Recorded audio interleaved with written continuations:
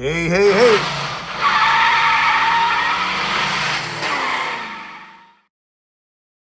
Hey, man, let me say 29 years experience, over 50,000 golf cart fix. Watch this video to get yours fixed. Let me start by saying this, man. Don't do this right here, all right? If you look at that blue wire there, that's his charger wire. He charged it with speaker wire, man. All right, don't do that, man. It's a fire hazard, big fire hazard, man. Don't do it, all right? Plain and simple, don't do it. On this channel, we don't risk no risk. We change one part, but we damn sure ain't doing that, man. All right? You're pulling a lot of amps, man. You're pushing 15 to 18 amps through a cord. Don't do that. Fire hazard, dangerous. All right, man, let's get to it. This car don't run. For one thing, he's got, I don't know what they say about this. He's got this wire here taped in there. And let me see here. Untape it. He got it taped and tucked in there, man. Don't do that, man. All right? All my subscribers and viewers and members, man, don't do nothing like this. They bring me a wire lug. So that's what it is. He's got this on there, but he's got nothing on there. And all he's doing there, all you're going to do there is wait for, you're going to allow him for heat, to pull heat, and then you'll end up melting the battery stud. All right, here we go, man. Put a wire lug on here. Let me start by saying, man, on the battery wires, if you look at battery wires on any golf cart,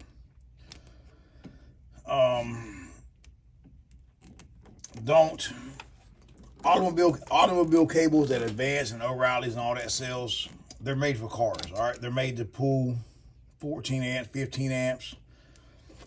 And then they're made to pull cranking amps, like 550 one time.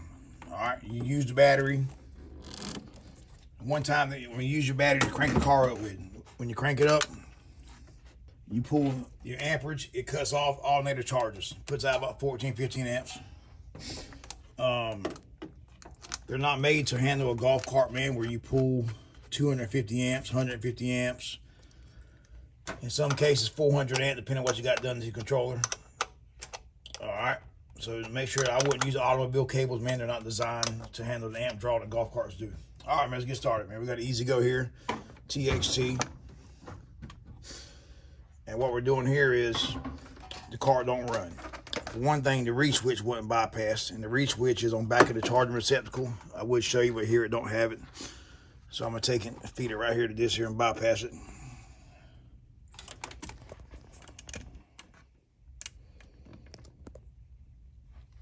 So I'm gonna hook it here, and what we're gonna do, we're gonna check voltage, because the way it works, man, voltage comes in here. Well, on my other videos, you can see I have it farther in depth. And now what we're gonna do is check voltage. All right, put the black lead on the main negative. First thing we do is always check battery voltage, V with a straight line, which is V right here with a straight line. That's DC. Check battery voltage. All right, when you hit the gas, put it in forward, hit the gas key on. Make sure you do that to test battery, because if you don't test it under load, it'll show you have voltage, but under load it could drop out. So I'm gonna put it in forward. And the car does nothing. Solenoid don't click, solenoid does nothing. But I have battery voltage. So I'm gonna come over here to the reed switch here, which I bypassed. Have battery voltage. When you put it in forward, the way it works is voltage carries from this micro switch right here, this post. When you put it in forward, voltage carries here. You can see I have battery voltage. When you put it in neutral, it goes away. When you put it in reverse, you have battery voltage. All right.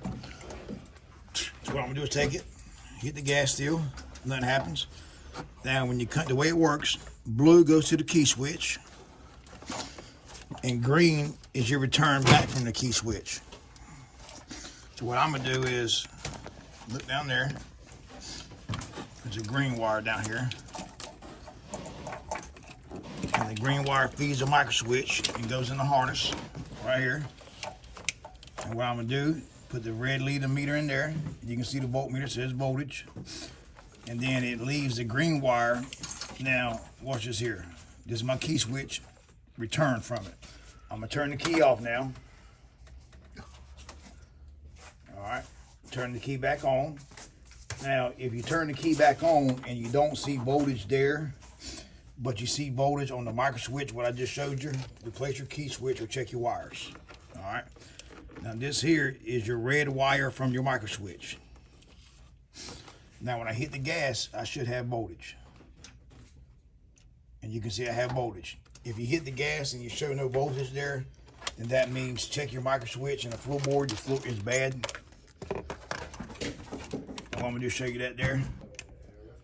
And what I'm gonna do there is to show you how to test everything. I'm gonna show you how to check voltage down here.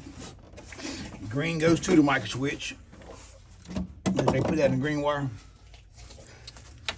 Green goes to the micro switch. You touch the tab, the green's on. Wire, key off. You got it in neutral. Got it in forward. All right, you got voltage to the micro switch. All right, go to the red tab.